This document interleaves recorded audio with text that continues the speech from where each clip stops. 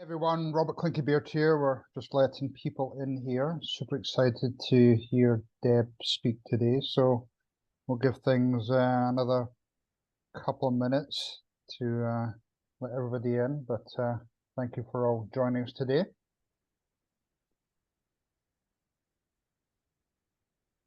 Deb and I were talking about the joys of being elite sports people but getting injuries.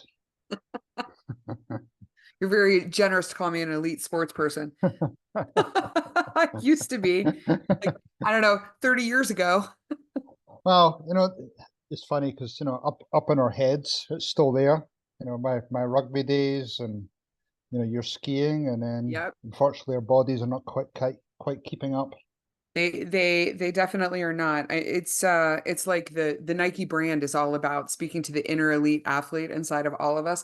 The inner elite athlete inside of all of us who was a competitive skier in her teens and early 20s feels pain a lot differently now as a woman in my 50s. So yeah, the inner elite athlete inside of all of us is much, much younger. In Nike's case, that person is 19 years old. So Yep. yeah, I am definitely not recovering like a 19-year-old anymore.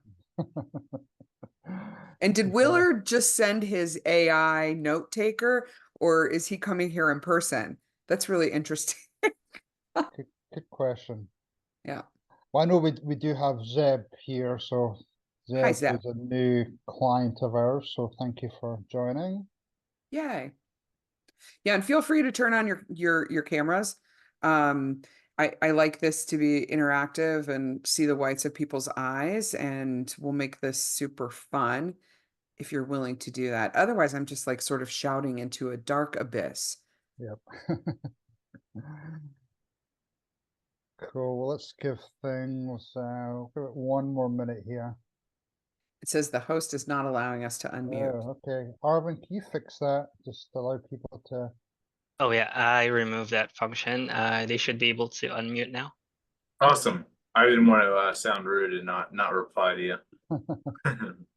Sorry about that. Now we can give you abuse, Deb. I'm up for the abuse. You know, I can take it. Where did you ski when you were younger? Mostly, strangely, mostly in the Midwest. Yeah, but I grew up back east and lived in high school and college in the Midwest, and then now I live in just south of Salt Lake City, Utah, so I can ski every day. Awesome. But Robert and I were talking beforehand. I shredded my knee last April, like shredded every surface of my knee. I've had 3 knee surgeries and I'm still in recovery. So I probably won't be skiing until August down in South America. How did you shred your knee? I just made one really bad, ugly, irresponsible turn in some slush. And I was like, oh, that's going to leave a mark. And then in my true style, I skied down. I was demoing some skis. I skied down, picked up my skis, rode up, skied down the other side of the mountain. And the next morning I woke up. I was with friends at Sun Valley. I woke up and I said, you know what? I don't think I'm going to be able to ski this morning, maybe this afternoon. And then they said, we're going to leave early. And we were driving back to Utah. We stopped in Idaho to go on a hike. And so I skied 2 more runs and then I hiked and then I took a bath in some Epsom salts. And then the next day I went and got an x-ray and an MRI. And they told me these words: lady, you're really stupid and you have a very high tolerance for pain. Wow. Well, don't scare Alex too much. My wife, Alex, is on board down below, and it's her new favorite sport. Oh, We just awesome. got back from Telluride, and it was awesome out there. Great. But I won't derail anymore. I'll turn it back on mute. Sorry, everyone. No worries, no worries. Cool. Well, let's kick things off. Arvin, maybe you want to pull up these slides.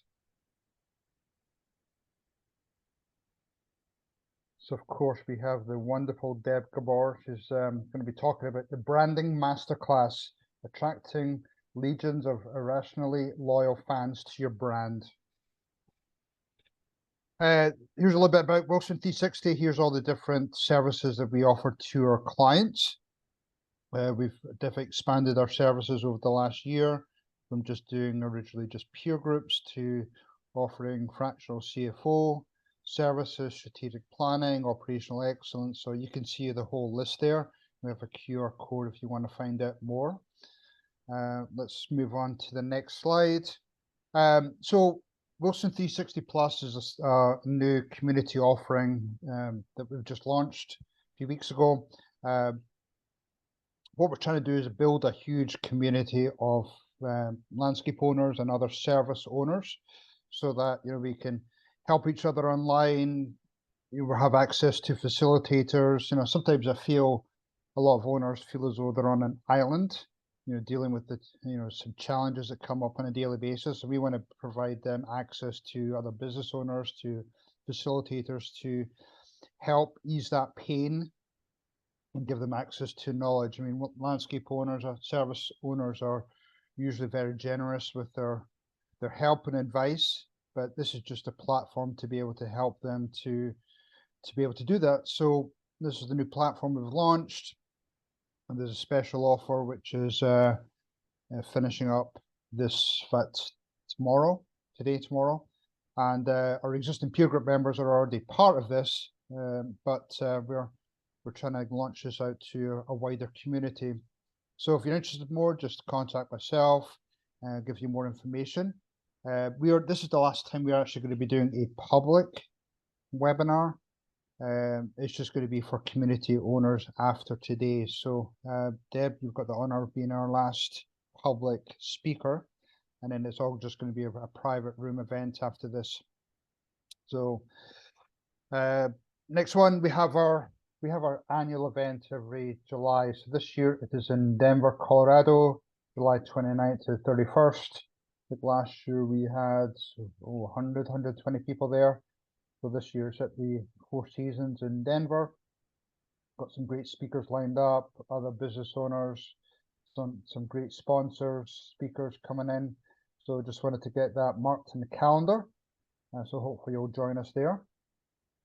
And let's move on to Deb Gabor. So Deb is recognized as a leading authority in branding, having written 3 best-selling books on the subject, including Branding is Sex, Irrational Loyalty, and Personality. She's a founder, CEO of Soul Marketing, a firm that specializes in solving significant business and branding challenges across various industries. Deb and her team have worked with a wide range of clients, from international brands like Dell, Microsoft, NBC, to emerging names like Hintwater. I won't even say that last name, Indigar. Indigare. Yeah. Yeah. She frequently contributes to major news outlets such as Forbes and the New York Times, offering insights into branding and marketing. She's a sought-after keynote speaker, workshop leader, inspiring business and marketing professionals to leverage branding to foster irrational loyalty amongst her fans. So not only that, but she's a good friend of mine. We've been in EO for lots of years, and helped to found our East Bridge chapter. Are you still president this year? I'm still president for a couple more months, and then I got a promotion for next year. I'm going to be an area director, which is cool. I've done several tours on regional councils. I can't believe I'm going back for more. I must be a glutton for punishment. Well, awesome. Well, thank you for doing that, Deb. So, Deb, the floor is now yours. Really excited to hear your presentation today. Right on. Well, thank you very much. Well, welcome everybody. And if you feel like turning on your cameras so that we can all sort of be in this room together, that's super helpful to me. Sometimes makes this more fun. If you want to pin me, like use the Zoom pin feature when I start showing my slides, it'll prevent me from being like a tiny little talking head up in the right-hand corner of your screen. You can see me a little bit better. It's almost like I'm right there in the room with you. Totally immersive and super interactive. But thank you, Robert. I'm really pleased to be here. I do a lot of these, and webinars they kind of sustained me during the pandemic. So during the pandemic, when I lost my platform to be out there among all of the humans and actually press the flesh, I had to figure out a way that I was able to actually help people and uplift them and help them navigate a really difficult time. And I think since 2020, I've done something like 1,600 webinars. So Wow. I am a pro at this now, and I really, really like it. As Robert said, I'm going to be talking about the subject of irrational loyalty. So let me pull up my presentation for you here. Look, we went right to the very end.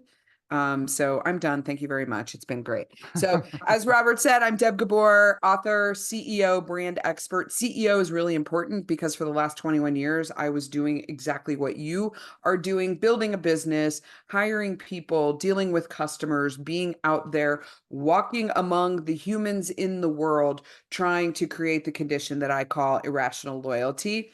I tell people that I was born to brand, even though I grew up in a brandless existence. I don't know if any of you can relate to this, but I'm first generation born American. My parents are from Eastern Europe. I have, going back a couple of generations, people in my family who escaped fascism, communism, etc. When they came to the United States and they got here, it was kind of a free for all, but they maintained that Eastern European attitude, very practical, down to earth, in parentheses, cheap human beings. Therefore, I grew up in a completely brandless existence where we didn't have brand name anything. And when I was 16 years old, I got my driver's license. And the very first thing I did when I got my driver's license was I picked up my best friend at her house.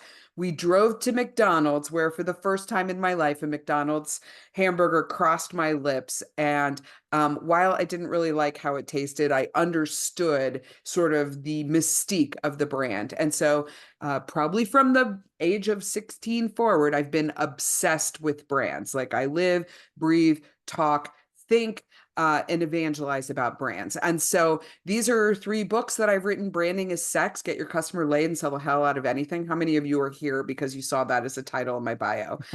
It attracts a lot of people. There's an actual metaphor that comes from my business behind that. It's not a dirty book and it's not a book about sex. There's real honest to goodness business content in there. This is kind of the primer, the baseline for learning all of these techniques that we're going to be talking about here. Irrational Loyalty is the second book I wrote. It's a book that kind of wrote itself, and I'm actually going to be reading a quick little excerpt from this book just to kind of illustrate the power of brands. And then my most recent book is called Personality, and this is really about thought leadership and cultivating authority, leveraging your position, your leadership in your category at home, around the corner, down the street, around the world, to use the platform of your company or your brand to create change in the world. So I saw you're doing a thought leadership conference in July. This would be very aligned with it and goes right along with that.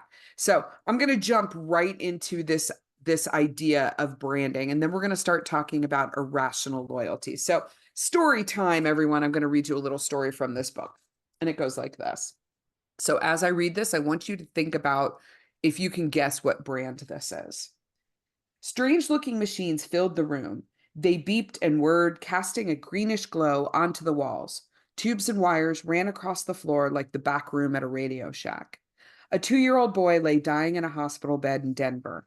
He was in a coma. The doctors had just told his mother that the boy was not likely to pull through. She broke down. Her pain was made even more intense because her father, the child's grandfather, was 1,000 miles away on a business trip in Los Angeles.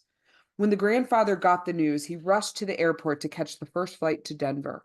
Arriving at the terminal, the security lines were so long he feared he wasn't going to make his flight. So he begged the TSA agents to let him cut to the front of the line. Of course, they refused. He waited in line with everyone else. Once he made it through security, the grandfather sprinted to the departure gate, but the door was already closed. The flight had finished boarding and was preparing for takeoff. What happened next stunned him. "Are you Mark Dickinson?" He turned and he saw the gate agent looking at him. "Yes, I'm Mark Dickinson." The gate agent opened the door to the jetway and said, "We're holding the plane for you." As Dickinson walked down the jetway, he saw a man in a pilot's uniform waiting for him. And the pilot said, "Mr. Dickinson, I'm sorry about your grandson. This plane can't go anywhere without me, and I wasn't going anywhere without you. Now relax, we'll get you there, and I'm so sorry." Any guesses to what brand that is? You can say it out loud or you can type it into the chat. Any guesses? Southwest. It is Southwest. Had you heard that story before? I have not, but I've heard a few somewhat similar. All right. Brands are like people. That is an example where a brand showed up like a human being with a heart, right? Southwest Airlines, they brand love. It's even in their logo. You see it right there? Brands are the human embodiment of an organization and the people behind it. And so when I think about brands, I think about brands as a magnet that are designed to pull to you people who are aligned with the values and beliefs of the people within the organization, right? So your brand is a magnet. So I want to tell you another quick story about a brand that literally killed customers. Is anybody familiar with this brand right here? I just spent the last 25 years of my life living in Austin, Texas, where Bluebell ice cream is basically a religion. So this brand of ice cream literally tried to kill us. Back in 2015, they had a listeria breakout in their main manufacturing plant in Brenham, Texas, which is about halfway between Houston and Austin. 3 people died from eating this ice cream. 8 people got deathly ill, were hospitalized for many, many, many months. And what Bluebell did as an organization is legendary in the world of irrational loyalty.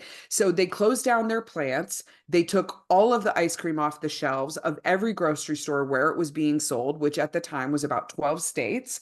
They continued to pay their people for 2 years while the plant was closed, while they underwent a series of investigations, including allowing the government to come in and investigate. They apologized to the public. They took full responsibility for what happened. They didn't blame it on another person. They showed regard for humanity. And then when this company came back online 2 years later, people were lined up out the door, down the street, around the corner, behind velvet stanchions at my local grocery store to get their hands on a half gallon of killer ice cream.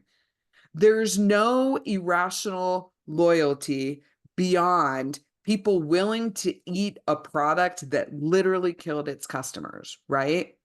So functionally speaking, like this is killer ice cream, yet people were lined up out the door to get their hands on it. Half gallon of ice cream. Anybody guess what flavor ice cream that was?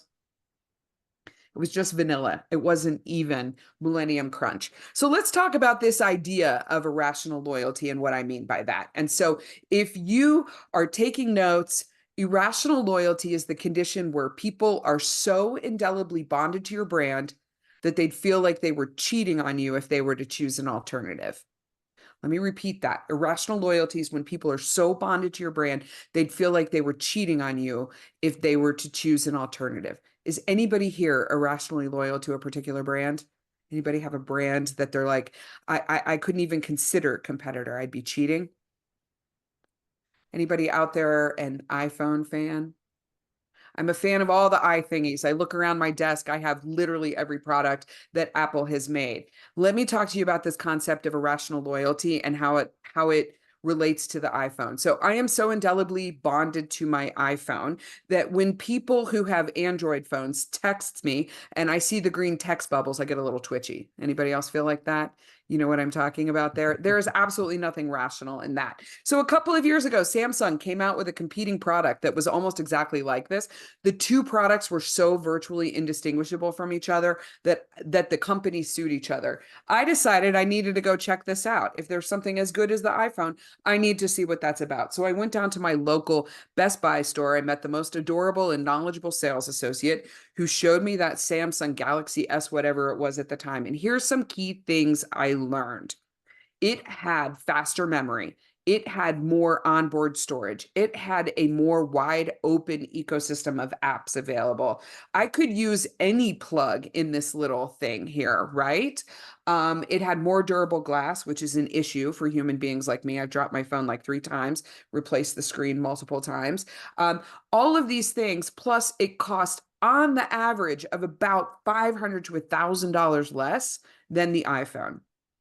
Yet when I held that beautiful, lickable, functional technology in my hand, I felt like I was cheating on Apple, right? So that condition is irrational loyalty. Irrational loyalty is where all of your growth lives, where your profitability lives, where your singularity lives.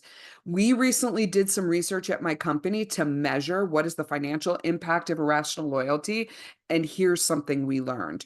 We looked at multiple categories across both consumer and B2B brands. We looked in every market of the world, big brands, small brands, whatever. What we learned was that companies that enjoy irrational loyalty, that condition that makes people twitchy when they see green text bubbles, those companies make on average 40% more revenue than companies that don't. So this is really important to be able to tap into the potential for irrational loyalty for your own brands. Let me move forward here. So what is a brand? Anybody have a definition of what a brand is? Feel free to type it into the chat or even put up your hand and Robert and I will try to call on you. Anybody have a definition of what is a brand? All right, guys. It's the collective emotional response to your product or service. I often get people when they answer this question, they say, it's your logo, it's your colors, it's a tagline, it's a jingle, it's a commercial, it's a campaign. No, it's not. All of that stuff is the tip of the iceberg. What we're going to talk about here today and the tactical things that I'm going to give you so you can go build the strategic foundation of your own brand is if you are looking at a brand like an iceberg, all that stuff above the water, the stuff that you see, is the stuff we're not talking about here today. What we're talking about here today is the strategic foundation of the brand that creates those irrational loyalty bonds that makes your business scale faster, more profitably, with happier customers, lowering the cost of customer acquisition, and helping you succeed and be a bigger, more profitable company. And that is all tied up in the emotional connections that you make with customers. Now, in your industry, maybe you don't think of yourselves as a brand, but my goal by the end of this is to have you think of yourselves as a brand. So I define a brand as a bunch of different things. It was the collective emotional response to your product or service. The story that I told you about the iPhone versus the Samsung phone I looked at, there's nothing rational about my decision there. 100% of my decision to use the iPhone again and again and again is emotional, right? And a brand is made up of expectations. So we have expectations. I told you the story about Bluebell ice cream, right? It's killer ice cream, the Killer Creamery in Brenham, Texas. Our baseline expectations of a brand is that it's not going to freaking kill us, right? But we also have emotional expectations of the brand that when we eat ice cream, it's a sweet indulgence. It makes us feel good. It makes us feel like we're treating ourselves. And there are memories that are associated with the brands that we use. When I first got to Texas 25 years ago, the first thing I did was I went to my company's company picnic. And I saw this strange phenomenon, a bunch of kids standing around with an adult in the center, and all the children had their hands up in the air and they were yelling, Freem, Freem, Freem. And so I asked one of my future coworkers, what's going on here? And they said, oh, well, she has Bluebell ice cream cups and the children are clamoring for that. And they get really, really excited about this. It was sort of like the Pied Piper and the rats. That memory is indelibly etched into my mind because it's associated with the Bluebell brand. Now, a brand is a relationship, and you guys are in the relationship business. It doesn't matter what industry or category you're in the relationship business. You just happen to sell landscaping services. All right. And what I mean by this relationship is kind of like the relationship that we have with a loved one. So I'm sure you can relate to this. You have a spouse, you have a significant other, maybe you have a child, maybe you have a business partner or best friend. When you are in a relationship with someone like that you really care about, when each of you behaves on brand for that relationship, you make deposits into an emotional bank account that you share. So I know we have a husband and wife on here. You guys each make deposits into this emotional bank account that you share. So one spouse does something nice for the other spouse, you make a big deposit. The other spouse walks by an overflowing wastebasket and doesn't ignore it, they make a little deposit. You're making these deposits into this bank account. Hopefully the equity grows. The equity that's in that shared emotional bank account is the thing that prevents you from divorcing one another when one of you does a shitty job of loading the dishwasher, right? Fork tines go pointing up, by the way. The same is true of brands. We have this relationship with our customers where when we behave on brand, on values for that relationship, we make deposits into a bank account that we share. Our customers don't need to do much to make deposits in those bank accounts, right? Really, they just have to pay their bills on time and not be a pain in the ass, correct? We have to do more to make that positive equity relationship balance go up. And that's the thing that prevents stuff like people defecting when your ice cream kills customer, or people defecting when a bad version of this iPhone comes out, right? So do you guys Do you guys get this? Do you understand the importance of this relationship and why brand is so important? All right. And a brand is meaningful differentiation. What do I mean by meaningful differentiation? So I'm sure all of you are working on your business and you're trying to strategically outsmart, outwit, outpace your competitors. And a word that gets thrown around a lot by business consultants and coaches, I know this because I am one and I work with a ton of these people, is this idea of you got to differentiate, you got to differentiate. Here's what I have to say about differentiation. Being different isn't of itself enough. It is not enough to just be different. You have to be singular. You have to be unique.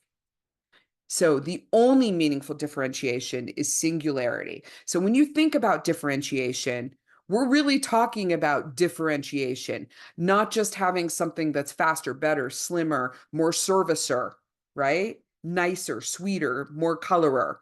Anything that ends in an ER or an ITY, reliability, scalability, manageability, flexibility, adaptability, all of those things are not enough. The only true meaningful differentiation is singularity. And that singularity is tied up in this essence of a brand promise. So do any of you have a brand promise for your brand? Anybody?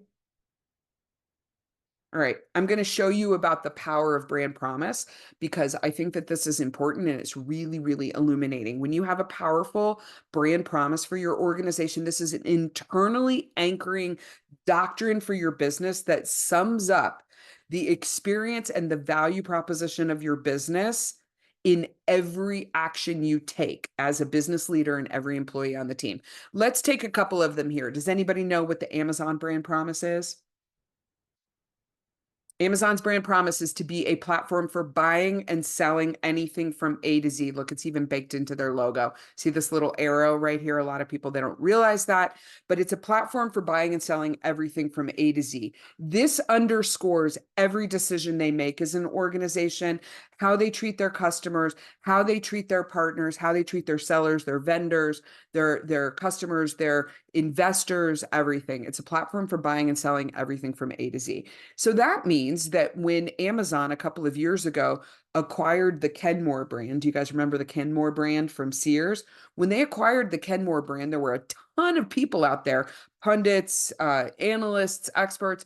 They were all scratching their heads thinking like, why would they do this? Well, if you're going to be a platform for buying and selling everything from A to Z, that means you don't just sell small things. Amazon needed to learn how to sell big things. Kenmore appliances are ovens, dishwashers, washers and dryers, water heaters, things like that. The second thing, does anybody have any Alexa connected home technology? You have Alexa devices in your houses, right? Every time I say that, like I have one in the background that says, how can I help you? So imagine, if you will, and this goes back to being a platform for buying and selling everything from A to Z. Imagine, if you will, a Kenmore Wi-Fi connected, Internet of Things enabled refrigerator with sensors in it, right? And those sensors can detect when you are running low on milk. It places an order directly using Amazon Alexa technology on Amazon-owned Whole Foods, and a half gallon of milk comes to your door with a drone. It's a platform for buying and selling everything from A to Z. It doesn't just express the experience of the brand, but it expresses the strategy of the brand. Let's do one more here. Does anybody have experience with the Ritz-Carlton, stayed at a Ritz-Carlton resort, gone to a Ritz-Carlton hotel? Anybody know what their brand promise is? In my mind, it is the most perfectly constructed experiential brand promise ever on the world. So the brand promise for the Ritz-Carlton is, we are ladies and gentlemen serving ladies and gentlemen, right? Been there. I went to a Ritz-Carlton resort a couple of years ago speaking at a conference, and I was sitting at my little beach cabana in the afternoon. They brought me a personal ice chest full of ice cold water. They brought me, nice fruit to eat, and it was very servicey and quiet and elegant and luxurious. And off in the distance, I saw a man walking around. He was carrying a doctor's bag. Anybody have any idea what a man with a doctor's bag wearing a doctor's coat might have been doing on the beach? I had no idea either. What I saw is something that is indelibly etched in my memory is that he was going up to people, and in his doctor's bag were all the things that he needed to be able to clean people's eyeglasses and sunglasses. It's the little touches that you never knew that you needed. And then once you had them, you couldn't live without them. We are ladies and gentlemen serving ladies and gentlemen. A brand promise is so powerful for your business. So I challenge you, after you leave here, I'm going to give you some exercises and some recommendations of things that you can do, but think about your business through the lens of a brand promise. Any questions before we move on? No, we're good. All right. So a brand is an intangible asset. One of the great things about branding is that it's one of the few things we do in business where we get to use words like and love and emotional connections and a positive emotional bank account and all that kind of stuff. And then on the flip side, if you're a highly analytical, operations-minded person who likes quantifiable things, branding sometimes ends up in the realm of the squishy. Well, I'm here to show you how brand is a financial asset. So this chart, I don't expect you to be able to read all of this. It's kind of an eye chart, but back in the days before I started my own company, I worked for the company that does this study every year. They're called Kantar Media Research.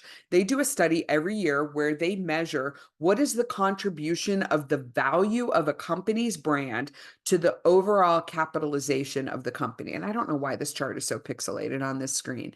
But the big takeaways here, really they're measuring like how much are brands worth, like that emotional connection, the relationship, the emotional bank account, the irrational loyalty. They're measuring how much is that stuff worth. So a couple things that I like to point out about this chart. So your top 5 brands are Apple, Google, Amazon, Tencent, McDonald's. We have it number 7, Visa, number 8, Facebook, number 9, Alibaba, number 10, Louis Vuitton. All right, so those are the top 10 brands. There's a couple things about these brands. They're not all consumer brands. They're not all luxury brands.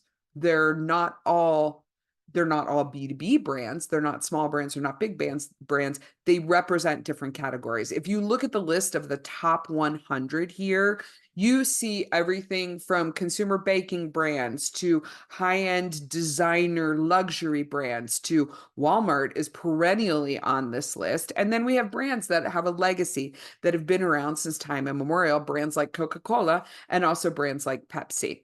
And so how do brands get on this list? Well, they get on this list by having something that I call top of mind awareness. Actually, everybody calls it that, which is being able to mention the brand off the top of your head in that particular category.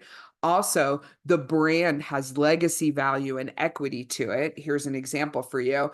Every year, the brand that shows up on this list that surprises me is Marlboro. Who even smokes anymore? There are systemic changes taking place all over the world to get people to stop using the product. Yet the brand itself, Marlboro, the legacy of the brand, the stories that go with the brand, the emotional connections, the nostalgia of the brand, the Marlboro Man, those are things that if you took Marlboro and you branded it something else, you could probably create a really, really strong brand. So brands have financial value, and we're going to do like a little quiz. So I need you guys to jump in here and be ready to post into the chat box the answer to the following questions. And I'm going to illustrate for you how a brand is a financial asset. So first question is, when I ask you to think of a brand of canned soup that you can buy at the regular grocery store, I'm not talking about Whole Foods, Whole Paycheck here, but at the regular grocery store, go ahead and type it in there. Zeb is quick on the uptake. All right, get him in there. Okay. So you see a theme emerging here. 3 data points makes a trend. All right, what do you think is the number 1 brand of canned soup sold in the regular grocery store today? Easy answer. This is not a trick question. It's Campbell's. All right. Second question, can you name another brand of canned soup that you could buy at the regular grocery store? Go ahead and type it into the chat box. Oh, we're slow. Oh, we got a nope. Any other brands of canned soup that you can think of? All right, we got a Progresso. I'm going to have some of that nope soup tonight, right? Okay. All right. So third question, has anybody ever heard of this brand of canned soup called Amy's? Anyone? Never. Willer's like, nope. Alex has heard of it. Alex, have you bought it? Have you ever bought it? All right. What we have here, you guys, is a proxy for market share, right? You go into the regular grocery store, Safeway, Publix. In my area, we have a store called Smith's. You walk in the door, you go to the soup aisle. It might as well be the Campbell's aisle, right? Like floor to ceiling, as far as you can see, it's all red and white cans. Top of mind awareness. That first question that I asked you, what is the first brand that comes to the top of your mind? That is the strongest predictor of whether or not someone will buy your brand, is if people can mention it off the top of their head, right? This has been modeled in every category, B2B, B2C, every place in the world, big brands, small brands, you name it. This relationship, when people can mention your brand off the top of their head, it is most highly predictive of whether or not the brand will be purchased. That's top of mind awareness. That second kind of awareness that I asked you when I was like, what others? We like one person said Progresso, right? Proxy for market share. That is called unaided awareness. Unaided awareness is good. It is a predictor that people will mention your brand, but it's not the strongest predictor because usually they're aware of other brands. And in any purchase decision, you're selling landscaping services, people can only buy one, right? They can be aware of 27 different brands or 30 different brands, but at the end of the day, they consider an average, and write this down, they consider an average of 2.3 brands in every purchase decision-making process. It's an average of 2.3. I don't want to be the 0.3 brand. And in the end, for that instance of a purchase, they can only buy one. So that top of mind awareness, it predicts more strongly that you'll be in their consideration set. So it's really, really important that people, they know who you are and that they can form some image of who you are. And branding does that. All right. So we talked about the financial value of brands. Hopefully I've convinced you that it's important to think about yourselves as a brand, but there's also real brain science behind branding that's very important, especially if you're in a category where there are a lot of options. And I don't know a single category today where there aren't a lot of options. A brand is a story and your brand is your story. And so the brain science behind this, and I am not a neuroscientist, I am just a lowly marketing person, but I study consumer psychology and consumer behavior. And I've learned that there's 3 parts of the brain, and all of them to some extent get activated by the storytelling that happens through a brand. But there's one particular part of the brain that is the most activated by branding. So if you look at my diagram here, there's roughly 3 parts of the brain that we're looking at. There are far more. This is very, very crude representation, but in the red there, which represents sort of this area and the outside, it takes up the biggest surface area of the brain, is the neocortex and the frontal cortex. The neocortex and the frontal cortex are the parts of the brain that do rational thinking. They do math, they process language, they tell you this is black, this is white, this is yes, this is no.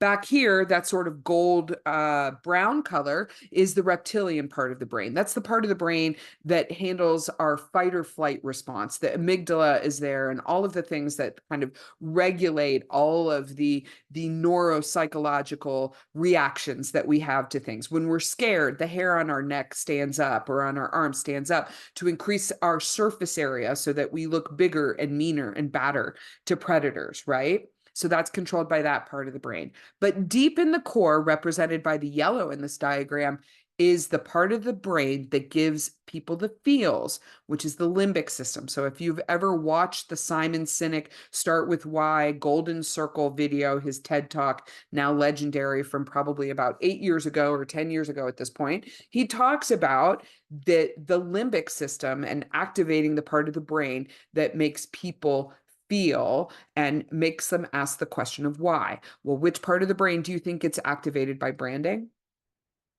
Anyone? Remember, one of the words that we've used is irrational, right? We've been talking about irrational loyalty. The part of the brand that gets activated by branding is the limbic system, the part of the brain that gives people the feels, because people need to feel something to do something. And these stats are really important because 98% of what the brain does is happening outside of awareness. What does this mean to you?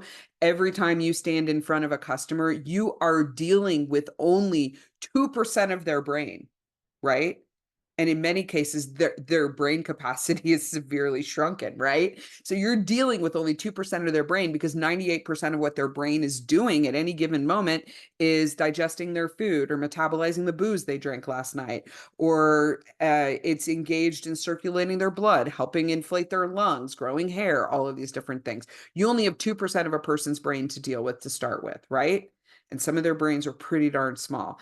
95% of decision making happens outside of the neocortex. It happens either in the brainstem or in the limbic system. So only 5% of decisions are rational.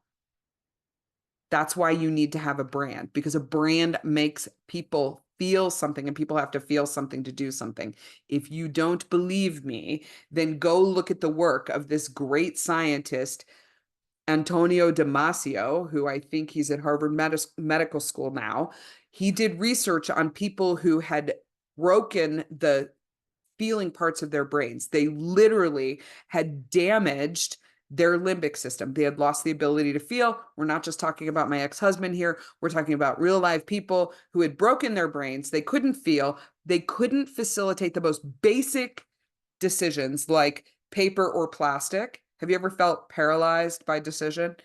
Or turkey or chicken for lunch? Or my favorite, what time do I go see Dr. Damasio for my brain exam, right? People need to feel something to do something. And your brand is the thing that makes people feel something, and it does it in an instant. So I want to tell you, brand or be branded. You have a brand whether you like it or not, right? How many of you are now thinking of yourselves as a brand? Are you thinking of yourselves as a brand? Yeah. Think of yourself, think of your company, think of your organization as a brand. You have a brand whether you like it or not, and it's time for you to take control of it. So a brand is a construct, and it's made up of two parts. I like to think of it like almost like this yin and yang thing. Here in the center is the brand identity. This is the part that you own. You own this, you control this. But then on the outside, the yin part of that is the part that your publics own, which is your brand image. And your brand identity, your brand image, they have to match, right? Have you ever been involved in what I call the broken brand promise? Back when I lived in Austin, Texas, I had Spectrum cable and internet. Talk about the broken brand promise.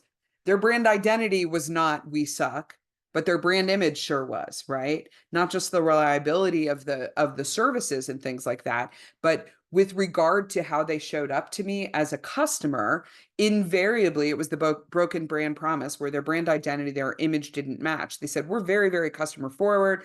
We're all about our customers. We want to enable our customers to do more than they could do without us. We want to be indispensable to them. Yet when I had a problem and I called into tech support, invariably it would result in me having to have a technician come to visit. It would take 2 days for them to get there. They would give me a range of about 6 hours for when they would visit, and they would either show up at the very, very beginning of that or the very end of that, so that I was completely stuck doing whatever I was doing right there in the house. They would come in the house, they would have to look at things, and then always they didn't have a part. They would have to go back to the shop and then come back the next day, and I was without cable for days and days at a time. That is the broken brand promise, when your identity and your image don't match. Well, you have a brand whether you like it, and sometimes the image takes over for the real identity. You might end up like United Airlines. So anybody here a United Airlines fan? I've actually not in the last decade ever met anyone who was a United Airlines fan. So United Airlines, this happened, oh gosh, when did this happen? This happened back in 2017. Do you guys remember this event where United Airlines pulled this poor Dr. David Dow off an airplane? Do y'all remember how this story went down? I'll tell you real quick. Here's what happened. How many of you travel for business? I travel for business. And if I'm sitting in an airport boarding lounge at 7:30 on a Friday night, there is no amount of money that's going to give me to give up my seat, right? So here's how it went. Imagine, if you will, you're sitting in the airport boarding lounge, and it's 7:30 at night. Everybody is going home, and the gate agent comes on the loudspeaker and says, pardon the interruption right now. We are currently in an oversold situation, and we are looking for some volunteers to give up their seats on this flight in exchange for a flight tomorrow at 4:15 a.m. and a $15 coupon to eat at Qdoba in the food court. How many of you are taking that deal? Not a single one of us. So they're like, $100 voucher. Who's taking a $100 voucher to spend the night in the airport?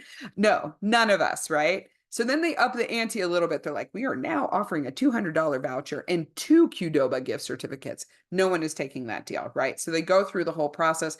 They're in an oversold situation. They have people in the gate area who are acting like they're going to lose their full minds if they don't get on this flight.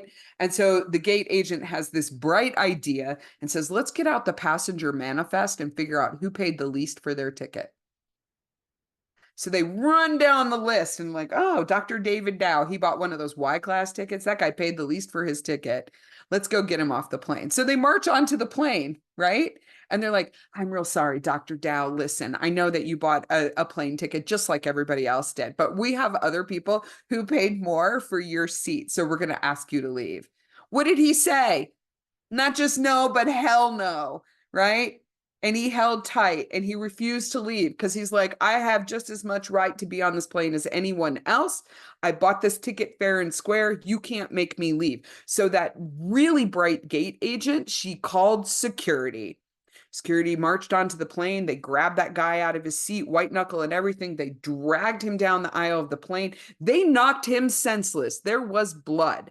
And what happened was there were customers on the plane and they were freaked out. What were they doing? They were taking videos the entire time, and videos of this entire event went out over the internet, on Twitter, on Facebook, on Instagram, on every platform you can imagine. And they were shared over 11 million times. So this was a Friday. When did we hear from United Airlines? Anybody remember? It took them more than 48 hours to say anything. And when they did, it was in a 140-character tweet written by a committee of lawyers in passive voice that blamed the victim. They blamed Dr. Dow for this. And what happened the next day was legendary because United Airlines stock dropped in value to the point that the company lost $255 million worth of value in one afternoon. And it took them a long, long time. And then it seemed like they couldn't do anything right. So brand identity, brand image, not matching, not controlling the narrative or doing what Bluebell, who freaking killed us, right? Not doing what Bluebell did. They let the world carry the narrative for them. So just as an aside, does anybody know what the brand promise is for United Airlines? The brand promise for United Airlines, and it's printed on all of their investor materials, on their website, on their training materials. It's to be the most caring airline in the world. I'm sorry, if you're the most caring airline in the world, do you knock this poor emergency room doctor senseless and then drag him, his midriff bared, blood leaking from his head down the center aisle of an airplane while people watch and video? No, you do not. If you are the most caring airline in the world, do you accidentally send some family's dog to Japan? Right? If you're the most caring airline in the world, then you should be able to act as the most caring airline in the world. So this is just reinforcing the idea that your brand matters. Your brand matters. And your brand is not about you. Your brand is about your customer. Usually when I'm speaking in front of a big group of people and we're talking about this, I make everybody get out their mobile phone and go to their company website and look at the company website and then report back to me. I tell them, raise your hand if the first word on the website is your company name or the word we. So this is something that you can do after this. But if the first word or the first sentiment on the website is all about what you do, you are doing it wrong because your brand is about your customer. So I'm going to show you how this all works. And in the last few minutes, I'm going to go blazing fast through some strategies to help you really, really uncover the potential for your brand. So the best brands in the world, they only do 4 things. They aim their brand at a singular, ideal, archetypal customer, one human being who is most predictive of their success. Brands are made for a singular human being. I'm going to show you that in a minute. And the goal of the brand is to get that human being to become fully self-actualized through the use of their brand. So what do I mean here? So I love Abraham Maslow. He was a social psychologist, anthropologist, but I also think that he was a marketer because he created this for people like me. Maslow's hierarchy of needs. So you guys have probably seen this with regard to technology, and at the bottom is stable Wi-Fi, right? But Maslow's hierarchy of needs, it's a hierarchy at the bottom. People have basic physiological and safety needs, essentially going to bed at night and not being afraid they're going to get eaten by a bear, right? And once you've satisfied that need, then people can feel like, oh, I'm safe to go out there and interact with other humans, become part of a group and feel like they belong. When people feel like they belong, their self-esteem builds. And when they have great self-esteem, they become fully self-actualized. Self-actualization is a state where we feel like we are achieving our highest human potential. We're the least judgmental towards ourselves and others. We are vibrating on a higher plane for ourselves. We are in the zone, right? What people buy, what they eat, what they drink, what they wear, the landscape services they hire for their businesses or for their homes are all part of the path to self-actualization. Do you guys buy that? Otherwise, stuff like iPhones wouldn't exist. We would all be using Androids, right? What people buy, the decisions they make are all part of their path to self-actualization. Well, brands have their own Maslow's hierarchy of needs, and this is the core of the branding methodology. At the bottom of this pyramid are what I call functional benefits. This is what the brand is, what the brand does. If you have a landscaping service, these are the things that are the ante to get into the game. That means that there are many, many different things that you need to be able to do. There's probably licensing, bonding. There's probably requirements for callbacks, customer service, people in clean uniforms coming to the site and not being disruptive to a commercial property site or things like that. These functional benefits are the ante to get into the game to be anything in that category. If you're ice cream, it's cold and it's sweet, right? If you're a car, these are things like wheels, a steering wheel, doors, some mode of perambulation. Power door locks, power windows, power steering. Today, it requires you have to have Bluetooth and Apple CarPlay. Now you have to have wireless Apple CarPlay. These are the things that are not in and of themselves differentiating, but they're the things that have to be there in order for you to not be rejected by a customer. And this is really interesting because a lot of people market on the basis of this. Think about how stupid this is. This happens a lot in the technology industry. Marketing on the basis of your functional benefits is like selling ice cream by saying, I have cold, sweet ice cream right here, right? In the middle part of this pyramid, which are brands that are becoming increasingly self-actualized, are emotional benefits. This is where the bells and whistles come in. These are special features. Maybe you give customers the availability of booking online or communicating with you via text message, or you have chat bots on your website, or you have some kind of intuitive technology that verifies that the work is done. This tier of emotional benefits, these are cool things that you do that make people feel in a cool way. They are not in and of themselves differentiating because other people can imitate them.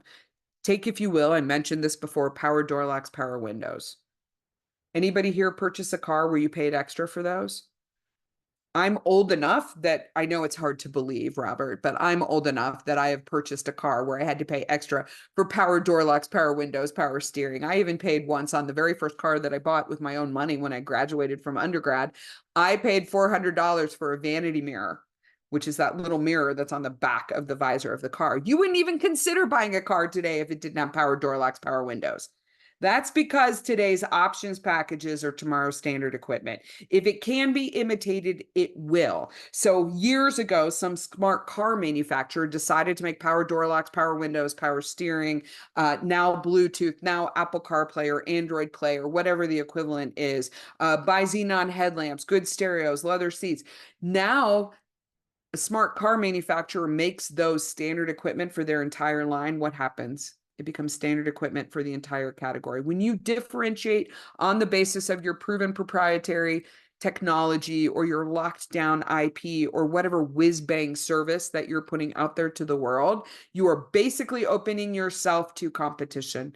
The best brands in the world, they get to the top of this pyramid and they're fully self-actualized because they're unique. When you get to the top of this pyramid, these are the things about your brand that cannot be imitated by anyone. This is the stuff that differentiates a Mazda from a Porsche, that differentiates an Audi from a Mercedes, right? The functional benefits underneath may be the same, but all of the irrational loyalty, all that profitability, all of those customer relationships lives at the top of that pyramid. I'm going to stop there and see if we have any questions. Do we have any questions here?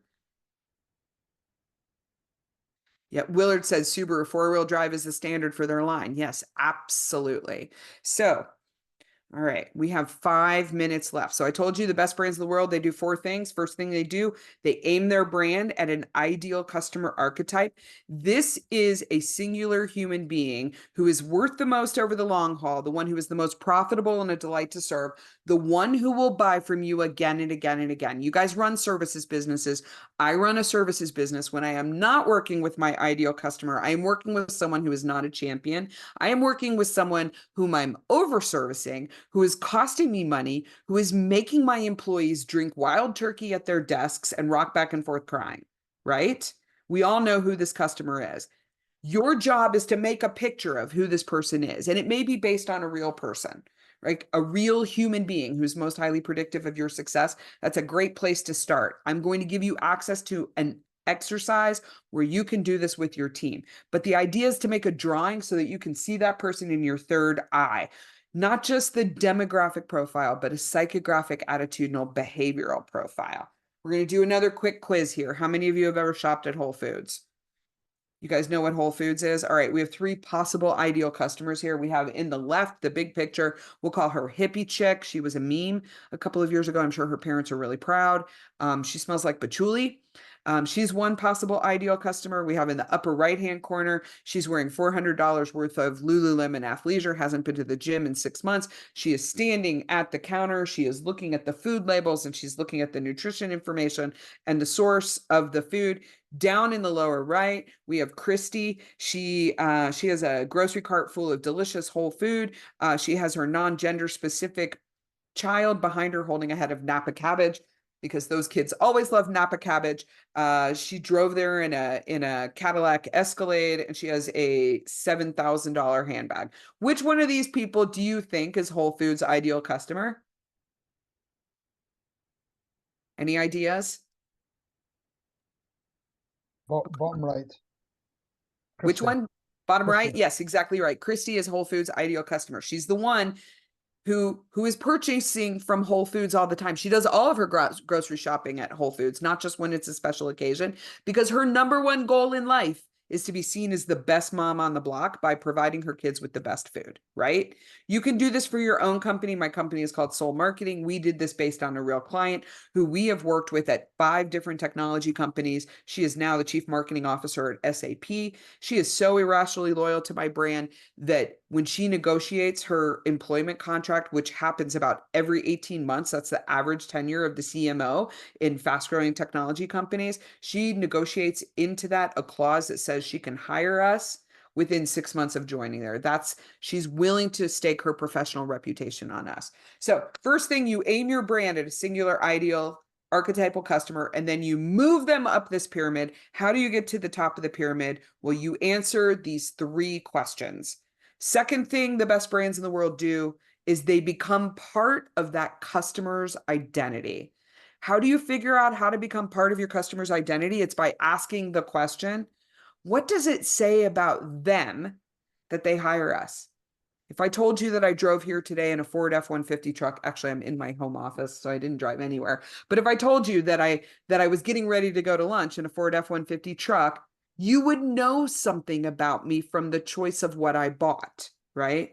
What does it say about your customer that they use your brand, right? So that's how you figure out, how does it become part of their identity? Remember how I said the only meaningful differentiation is uniqueness? How do you uncover your uniqueness? It's by answering this question. What is the singular benefit that customers get from you that they don't get from anyone else? What do I mean by this? What is the superpower that you give them? It is never a feature. That's a hint. It's never a feature. I told you I run a marketing agency. The thing that people get from me, like you can't swing a cat over your head and not hit 150 companies that do exactly what I do. But the one thing that they get from me and my company is the proverbial kick in the ass. When people work with us, it's because they have audacious goals. They have a short runway to get stuff done. They have a lot at stake to get it right. They don't need to tell someone else what to do. They need someone to push them, not just to do the best they can, but whatever it takes to succeed. So figure out what's the one thing they get from you that they don't get from anyone else. And then finally, this is the branding as sex question. People always laugh about this, but I believe at the core, the goal of all branding, and I'm not being crass, the goal of all branding is to help your customers take a roll in the hay. How do you make the customer the hero in her own story? How do you let her be at the top of the mountain planting her flag, whatever it is? Remember, we talked about Christy from Whole Foods. Her number one goal, her hero story, is to be seen competitively as the best mom on the block. That's why she shops at Whole Foods, right? How do you make your customer the hero in his or her own story? So the four things, again, I'm going to go over them very, very quickly with you.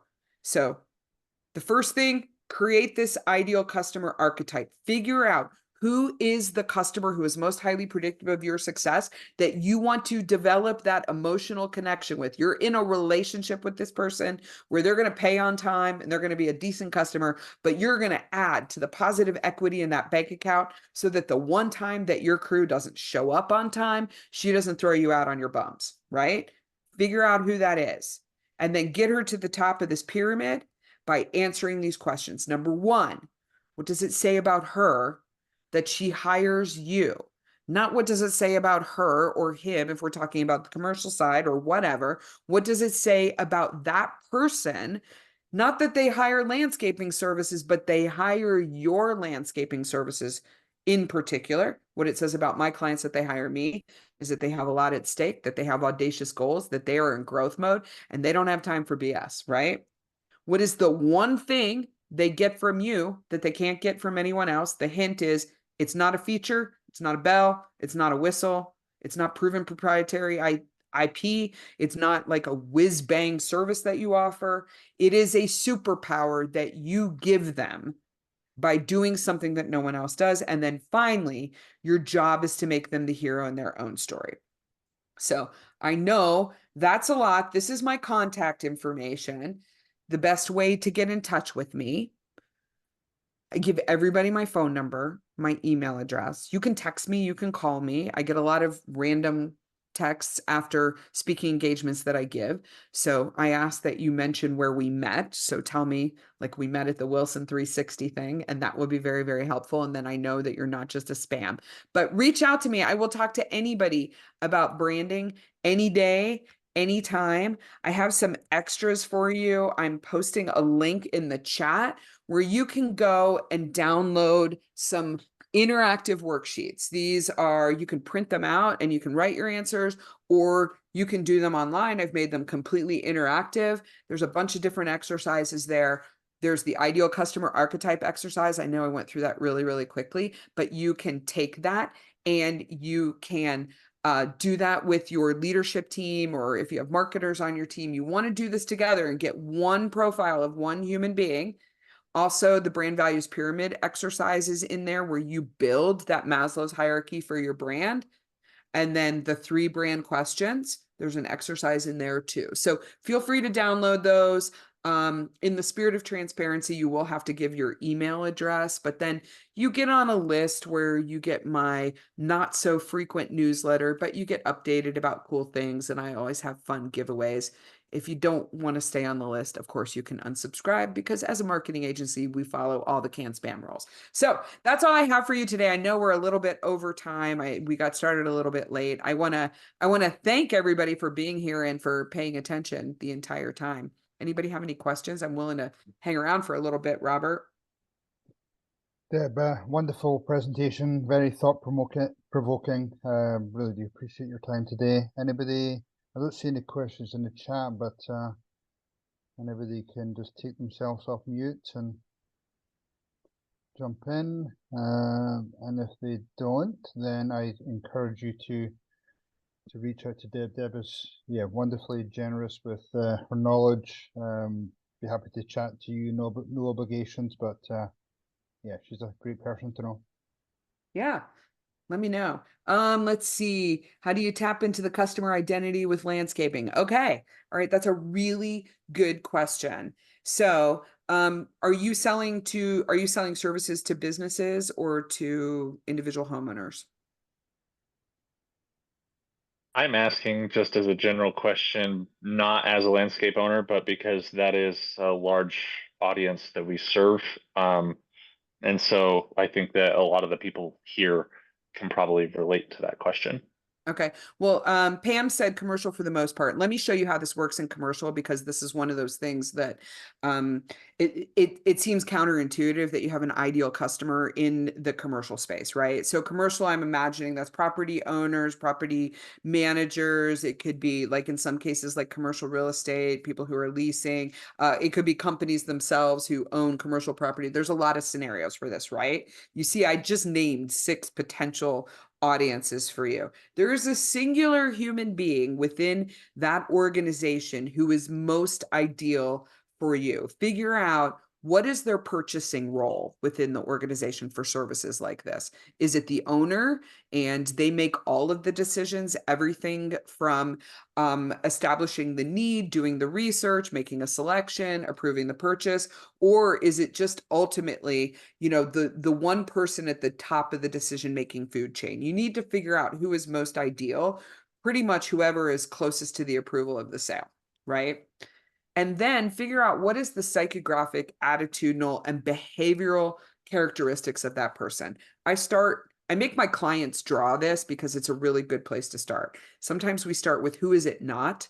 Like, who's the worst client that you ever worked with, or who are the clients that are the least profitable to serve, et cetera, and kind of work backward from there. So think about, base it on a really, really good client that you think, if we could only have 10 more of these and not serve anyone else, we would be the most profitable, successful, and most delighted we could possibly be, and start there. And then think about, like, here, let me show you. Sometimes it's good if I go through, this is a B2B example, which is the one for my company.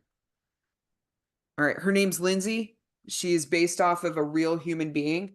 I have worked with her at 5 different companies. We've been with her through her entire career. She is our ideal. And so things about her: she's an innovative, thoughtful marketer. She has this award on her chest. She's like well recognized by the industry as being innovative.